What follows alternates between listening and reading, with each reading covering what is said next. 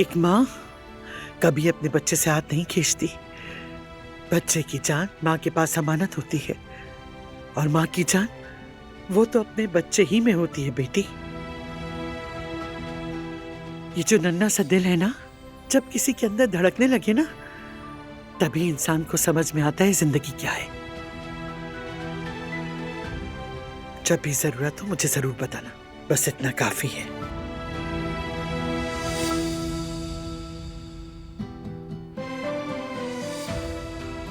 आपका बहुत शुक्रिया।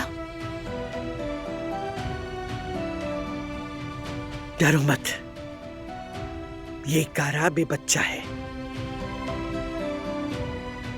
तुम्हारी तरह मजबूत है, और यकीनन ये बच्चा तुम्हारी तरह बुराई को अच्छाई में बदल सकता है। शुक्रिया दादी।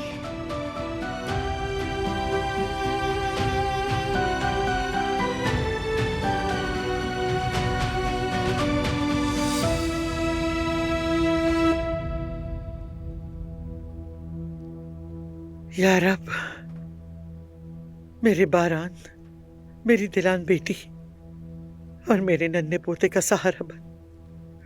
ये आग जैसी आजमाइश तेरे फजल के बगैर नहीं बुझ सकती मेरे रब। इन्हें अपनी रहमत में रख, खौफ से अमान दे। मेरे इन प्यारों की जान सलामत रख मौला।